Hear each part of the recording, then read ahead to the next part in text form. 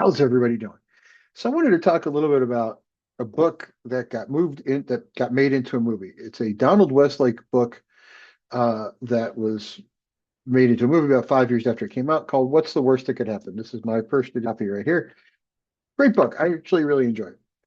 And the movie came out in 2001, and it was not a financial success by any means. In fact, it was pretty much a bomb, but I don't think it deserved to be. I think it deserved a lot more attention. I think it deserved a lot more kind of love, but it is what it is. It didn't work and it's okay. But let's talk about it. So the premise of the book and the movie is the main character, whose name got changed for the movie because the character's name is Dortmunder, and Dortmunder is not a really good name when Martin Lawrence is your star. So they changed the name to Kevin Cafferty. But the idea is Dortmunder, Kevin in the movie, is robbing a house with a friend of his. And in the movie, the friend is played by John Leguizamo. Martin Lawrence and John Leguizamo together. It's just comedy gold. I mean, that's just the way it works. And they had this idea to rob this house. They're both burglars. It's what they do for a living. It's the way their life goes. And they decided to find this house of a billionaire who was under Chapter 11 and under orders to not be in the house because it was actually belonged to one of his businesses that was bankrupt, but big whole thing. The billionaire in this case in the movie is played by Danny DeVito. So you've got this sort of comedy trio that gets funnier as you go along in the cast. Now, there are differences in between the book and the movie, but the main premise of the whole thing is when Martin Lawrence and John Leguizamo break into Danny DeVito's house that he's not supposed to be in, happens to be in, along with a Playboy centerfold movie set in the mid 90s, uh, who's not his wife, by the way. uh, they discover him there, and of course he pulls a gun and holds him, calls 911. The cops show up, but in the middle of that, Martin Lawrence is the cat burglar is wearing a ring that his girlfriend had given him. And the cops, when they've got him in handcuffs, are looking at him going, okay, hey, Mr. Billionaire, look around and see if there's anything he actually took because he didn't have anything on him. And Danny DeVito, the billionaire, and in the book goes, yeah, that's my ring. He's wearing my ring. So everybody in the cat burglar's life, after he escapes the cops, which he does, um, picks on him because he got robbed during a robbery in front of the cops. So the rest of the movie is the cat burglar and his friends trying to steal the ring back from Danny DeVito. And these guys go back and forth, and back and forth, and back and forth. And the burglar keeps taking other stuff that belonged to the billionaire and coming home going, well, it's a bad day at work, man. I only got to fence $50,000 worth of stuff. That's true in both the book and the movie. He comes home like just having a bad day, like, oh, I stole all this stuff and sold it for 50 grand. But I didn't get the ring, so it's a terrible day. Well, the movie is different from the book in that they changed some of the characters around because really the way it played in the book wouldn't have worked as well in a movie.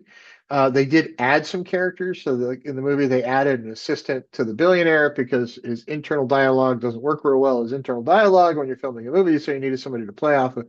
So they gave him an assistant that was sort of his internal dialogue replacement from the book. That happens. The assistant for Danny DeVito is uh, uh, Glenn Headley. You'll recognize her if you see her. I can't pronounce her name. I apologize for that. Glenne Headley. I instantly recognize her. She's hilarious, and I feel bad that I can't pronounce her name.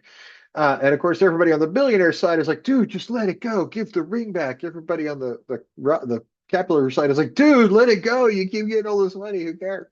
But no, they can't let that go. They have to go back and forth. Now, the rest of the cast of the movie, and I think the reason part of this got changed around a bit was because, it just sometimes when you got 90 minutes in a movie or 120 minutes, you got to do things differently. The fence was not really shown. The place where he would go sell the stuff he stole was not really shown in the book. But in the movie, it's Bernie Mac, which adds another layer of comedy gold. You got Larry Miller playing the security guard for Danny DeVito. You got Richard Schiff playing Danny DeVito's lawyer going, dude, just let it go. And then on top of all of that, you've got William Fitcher, He-Man William Fitcher, from everything from Armageddon to whatever, playing a very effeminate cop. who believes that Danny DeVito is guilty of insurance fraud, which is true of both the book and the movie. Now, the ending of both are shockingly different. And I actually like both endings. Both endings actually work really well. One works well in a book, and I don't think it would have worked as well in a movie, but the ending they came up with for the movie was actually really good.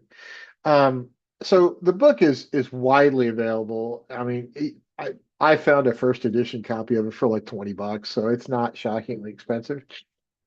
Um, and it is still out there. I think it's still, I'm sure it's still in print. The movie is actually free on Tubi if you want to watch it.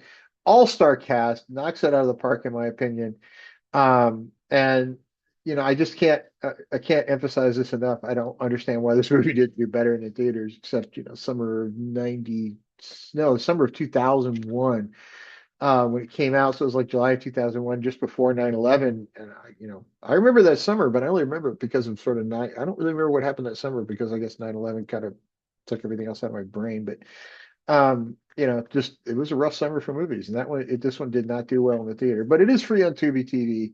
Check it out. Well worth seeing. The book is a quick read. I got through it in like 2 days, and it's not the first time I've read it, but it is fantastically fun watching these two just try to steal things from each other, going back and forth and back and forth. It's fun.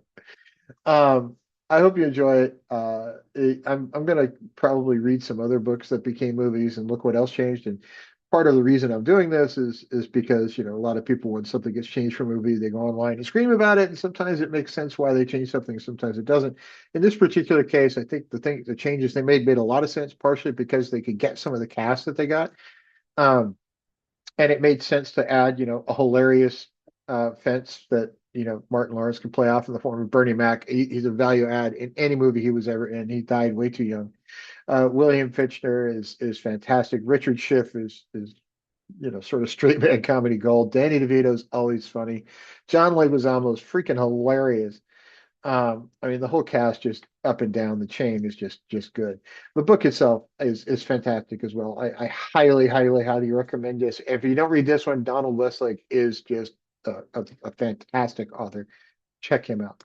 I will get back to talking about Dante's Inferno or the Divine Comedy in the coming week. But hey, it's the weekend. I wanted to do something fun, so I read this one instead. Everybody have a great week, and we'll talk to everybody very, very soon. And keep reading. It's a lot of fun.